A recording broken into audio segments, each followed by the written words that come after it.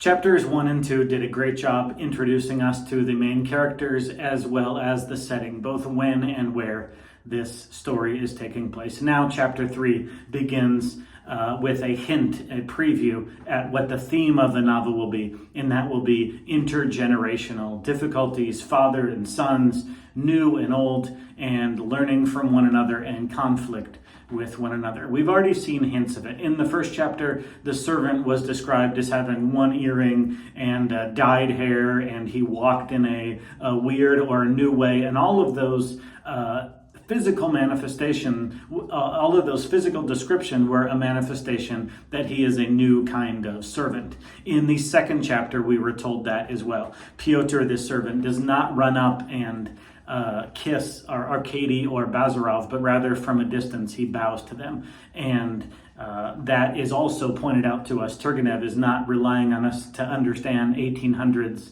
Russian culture, so he just tells us that is due to the fact that they are also these new servants. And so chapter 10 has this theme in 10 ways, and I'm not making all 10 equal to each other. Some of them are very insignificant, but I think they're all being used by Turgenev as a symbol of new versus old. And it would be tempting to sort of oversimplify this concept and think that the old people are having trouble with the new things and the young people are pro the new things. But this novel is a lot more complicated than that. Everyone is having trouble applying new things. And in this chapter, surprisingly, it's not the old person who's going to have trouble with new things. It's Arkady is going to have the majority of the struggle. So 10 things that are previewing this theme of the generational struggle. Well, the first two are that Nikolai Petrovich tells his son that he is going to have a new horse and new wallpaper. So already it's not the childhood home that he remembers. He's going to have to come into a house and just physically it's going to look different. So he's going to have a new horse and there's going to be new wallpaper. But then third, on this carriage ride back to the house, father and son, Nikolai Petrovich and Arkady, are having a conversation about what's happening all over Russia, politically, nationally, but what's happening at their own farm, which is this impending freedom of the serfs. And it seems like Nikolai Petrovich is trying to do the democratic, the compassionate thing by freeing the serfs, but that's not going as smoothly as you would hope. You can't just flip a switch and have an entire culture be different. And so riding in the carriage, Nikolai Petrovich spots some of his servants. Some carts drawn by unbridled horses were rolling rapidly along a narrow side track. In each cart, there were one or two peasants with their sheepskin coats unbuttoned. "Just so, sir," Pyotr replied. He's saying, yes, those are our servants. "Where can they be going? To the town?"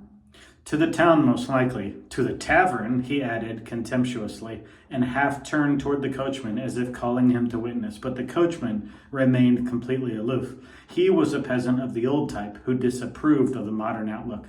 "The peasants are giving me a lot of trouble this year," Nikolai Petrovich continued, turning to his son. "They won't pay their tithes." And so the rest of that page goes into greater detail in this struggle. Freedom seems like a good thing from a 2025 American point of view, but it's not without its hiccups. It's not without its roadblocks along the way, road bumps along the way.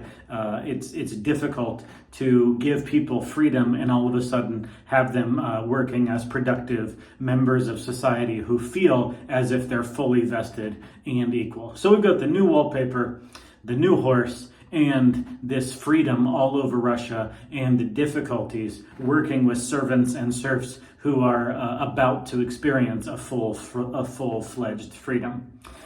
Just like the third one, the fourth one seems pretty significant as well. As on the carriage ride back home, Arkady does this, takes a big smell of the fresh air and comments on the beauty of it. Nikolai Petrovich interprets his son's taking in the fresh air and saying, well, of course, everyone thinks of their home as wonderful, and And Arcady says, no, it doesn't make any difference where a person is born. And that is so awkward that they don't talk for a few minutes. And so there's this generational divide that seems very significant, that what is the role of sociology in a person's rationality? What is the role of psychology? Does it matter? Do you hold to the beliefs of your parents, or do you negate everything? And so it seems like Arcady is already introducing a theme of the novel that we'll pick up later. Number 5, they bring up the old nurse and how she has gone home. She has passed away. She's resting in peace. And so again, this staple of the young Arcady, the staple of his life, is no longer there. Then this leads Nikolai Petrovich to reticently, nervously, even with his own son, with a bit of shame that's called out by Arcady, tell him that he's taken in a girl. And the first time I read this novel, I assumed the shame was due to her age and how that she was probably the same age as his own son, but it seems like upon further review, maybe the shame is due to her lower class, or maybe I'm right on both ends and it's both things. But for whatever reason, whether she's way too young to be marrying him or she's way too lower class because she comes from the serfs, she comes from the servants, either way, there's a bit of a shame there. And so that is something Arcady is going to have to get used to, at least from the vantage point of Nikolai Petrovich. Arcady is going to have to get used to it. However, Arcady seems very okay with it. So we've got the wallpaper, the horses, the serfs, the disagreement how much it matters where a person was born, the nurse, and Fenichka, this servant girl that he's taken, and he's acting as if they are married. Then they keep riding in the carriage, and number 7, Arcady points and he says, oh, this beautiful forest, that's ours, right? And the answer to that was yes, but no.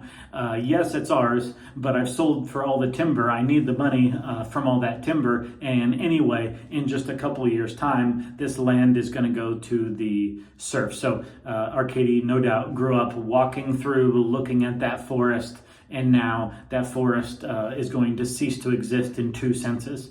They're going to cut down the trees, and then even with the cut down trees, that's not going to be their land anymore. Again, something new for him to get used to. And in number 8, we get a flowing description of the poverty of the peasants and the lack of beauty of the land, and we get the inner dialogue of Arcady, and he says this must all be transformed. So he's seeing his hometown with St. Petersburg eyes, he's seeing his hometown with college eyes, and seeing this is not a place of prosperity or contentment or joy or happiness. This must all be transformed. So someone who is very excited about change.